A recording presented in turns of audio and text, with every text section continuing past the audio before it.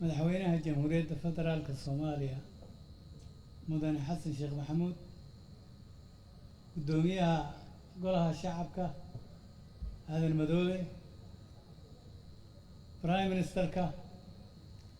منستر كحيجينك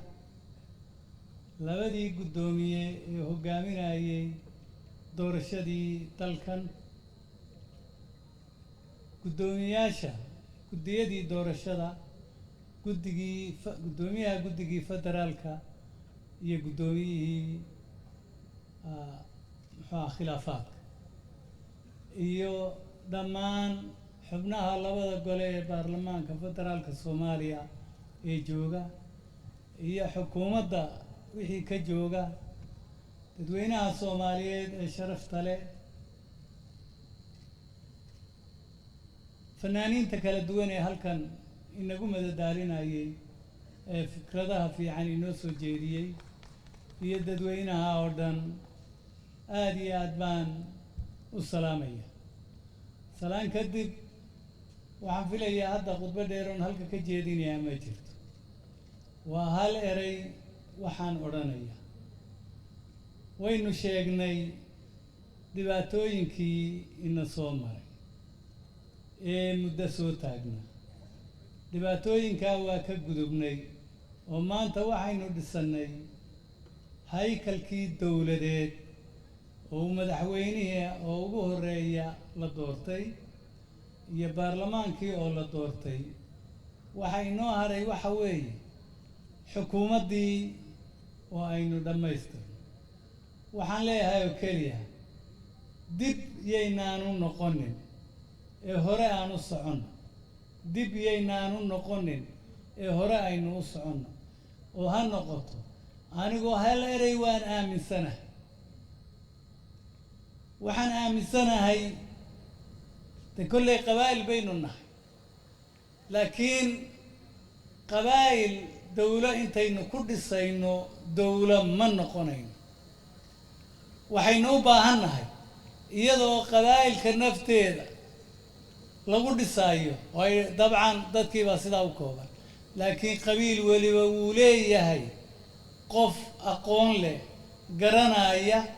waajibka xilka loo dhiibto si fiican u gudanaya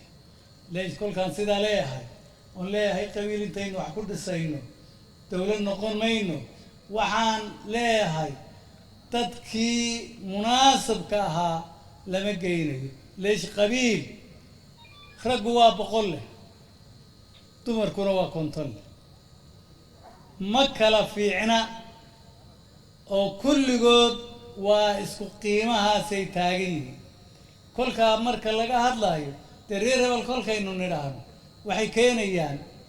qofka ay kolkaa rabaan bay keenayaan ee ma iyagu ma ku qiimaynayaan dowladnimo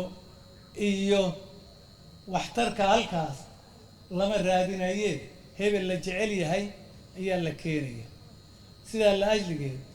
dib yaynaanu noqonine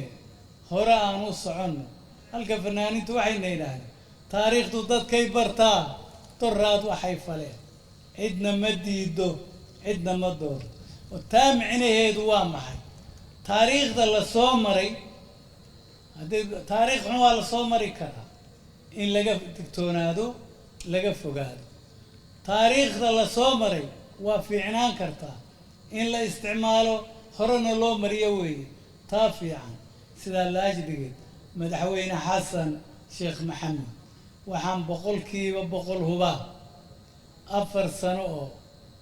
4 sano uu dalka soo hogaamiyey wuu garan karaa maxaa ka khaldamay 5 sanana gebigiisuba dalkan meel ugama bixin wuu joogay xogogaal buu yahay wuu yaqaanaa maxaa khaldanaa ee la maray waxaan 100% kalsooni ku qabaa tii isaga ka khaldantayna wuu sixi tan la sameeyayna wuu ka leexan oo wuu sixi inuu jid fiican inagu hogaaminayo ayaan qabaa dib haw noqonina waad mahadsantihiin aad iyo aad baad u mahadsantihiin waan u mahad celinayaa waxaan u mahad celinayaa guddiyadii hawsa soo qabatay iyo prime ministerkii yani sidii loo ammaanay وحوي وهؤلاء قبتين أي الله أمانية واد مهسنتين